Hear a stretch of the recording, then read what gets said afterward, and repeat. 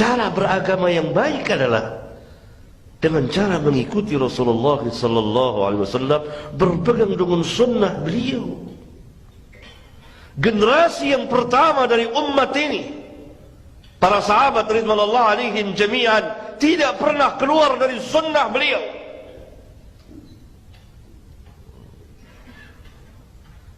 Karena Rasulullah sallallahu alaihi wasallam namanya Rasulullah, utusan Allah. Yang Allah utus bukan fulan dan fulan, tapi yang Allah utus adalah Muhammad sallallahu alaihi wasallam sebagai nabi dan rasul yang Allah utus untuk seluruh umat manusia, yang menyampaikan risalah Rabbul Alamin.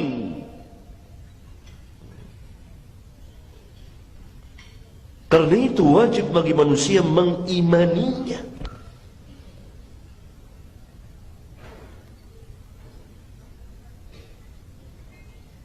Karena itu sunnah wajib diimani, diyakini, dibenarkan, dan dikatakan, dan didakwakan, dan diamalkan. Itu sunnah. Tidak boleh keluar dari sunnah Rasulullah sallallahu alaihi wa ala alihi wasallam. Setiap kehidupan keagamaan kita dari awal sampai akhir tidak boleh lepas dari sunnah, dan selalu akan ditanya, ini ada sunnahnya atau tidak? Kalau kita mengerjakan satu perbuatan ibadah, pasti kita akan ditanya, ini ada sunnahnya atau tidak?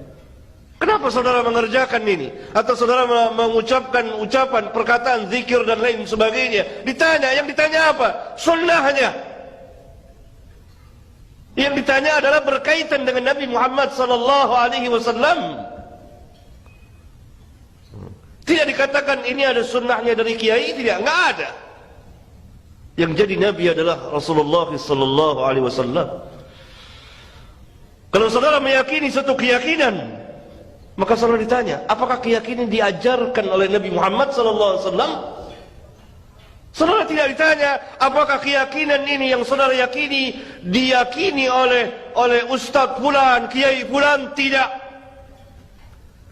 Saudara akan ditanya, apakah keyakinan yang saudara yakini diajarkan oleh Nabi Muhammad SAW? Apakah perkataan yang saudara ucapkan yang berkaitan dengan agama diajarkan oleh Nabi Muhammad sallallahu alaihi wasallam? Apakah perbuatan ibadah yang saudara kerjakan diajarkan, diperintah atau dianjurkan oleh Nabi Muhammad sallallahu alaihi wasallam atau tidak? Oleh karena itu, malaikat Munkar dan Nakir bertanya di dalam kubur tentang Nabi Muhammad sallallahu alaihi wasallam.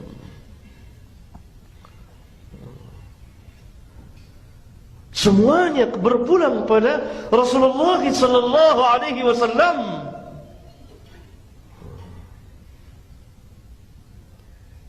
Ini cara beragama, dan ini yang telah ditinggalkan oleh sebagian kaum muslimin,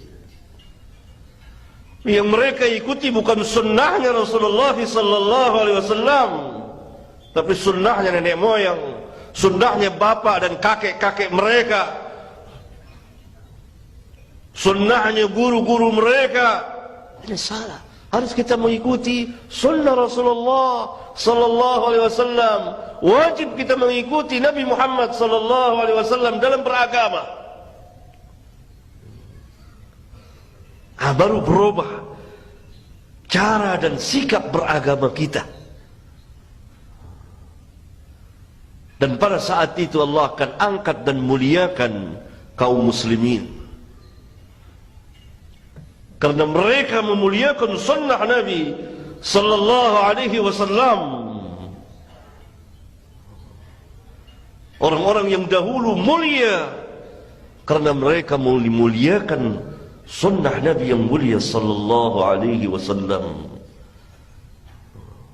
Lihat kebesaran kaum salaf, kemuliaan kaum salaf, dan kenapa kita diperintah untuk bermanhaj dengan manhaj salaf. Kenapa? Karena mereka berpegang dengan sunnah Rasulullah sallallahu alaihi wasallam. Kalau ada orang yang hidup di zaman mereka tidak berpegang dengan sunnah Rasulullah sallallahu alaihi wasallam, tidak boleh kita, tidak diperintah kita untuk mengikutinya. Tidak masuk ke dalam salafun salih.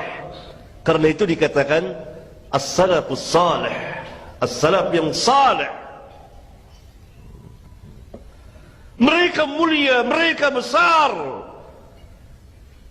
karena mengikuti Rasulullah sallallahu alaihi wa ala alihi wasallam. Kan sebagian dari pemuka-pemuka ahli bid'ah hidup pada abad pertama dan abad kedua, yakni pada generasi pertama atau kedua atau generasi yang ketiga. Tapi mereka tidak dikatakan as-salafus salih, walaupun mereka hidup pada masa itu. Ya, sebagian pemuka ahli bid'ah hidup pada zaman sahabat. Ma'bad al-Juhani, pemuka madhab Qadariyah, kan hidup pada zaman sahabat. Pada zaman keemasan itu, pada kurun waktu yang terbaik. Demikian juga Ja'ad bin Dirham, Jahm bin Safwan, dan lain-lain pemuka ahlul bidah hidup pada kurun waktu itu. Mereka tidak mulia, mereka hina. Kenapa? Karena jauh dari sunnah.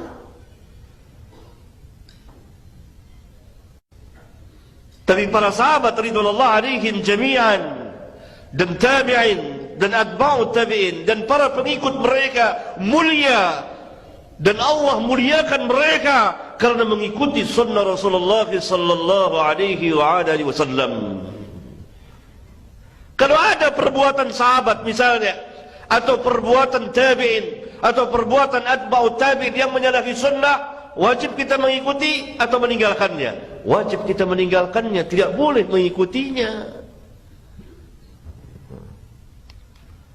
Lihat kebesaran dan ketinggian sunnah, yang dengan sebab itu Allah muliakan generasi yang pertama, karena mereka mengikuti sunnah Nabi yang mulia alaihi salatu wassalam.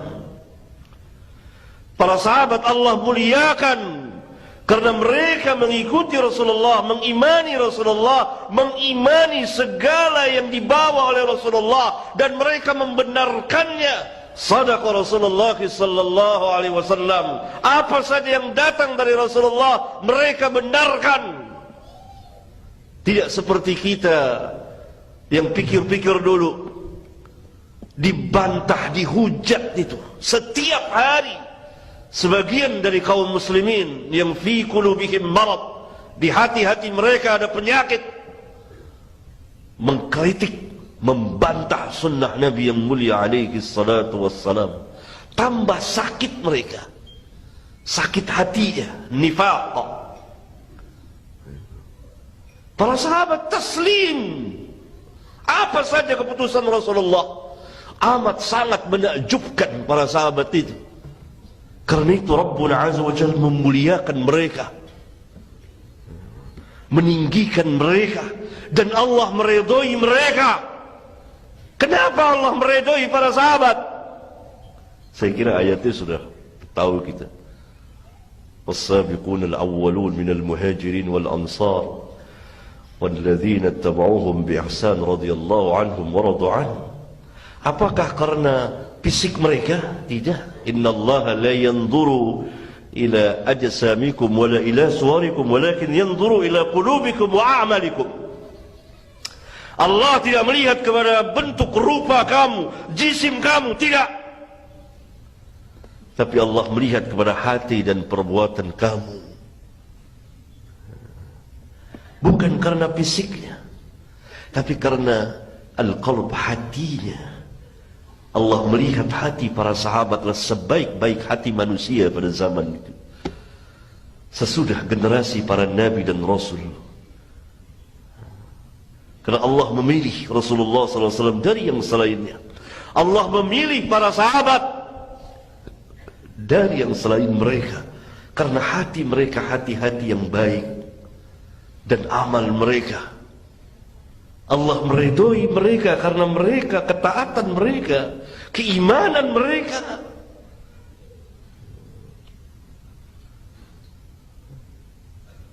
Dan Allah juga meridhoi orang-orang yang mengikuti mereka. 3 generasi yang disabdakan oleh Rasulullah SAW yang kita kenal dengan as-salafus salih. Tapi saya ingin mengatakan kepada antum sekalian bahwa mereka mulia, mereka tinggi karena sebab sunnah Nabi yang mulia alaihi salatu wassalam. Karena mereka mengikuti sunnah Nabi SAW. Karena itu tadi saya katakan, beberapa pemuka ahli bid'ah yang hidup pada zaman itu tidak mulia, hina mereka. Kenapa? Mereka meninggalkan sunnah, jauh dari sunnah. Karena bid'ah lawan dari sunnah.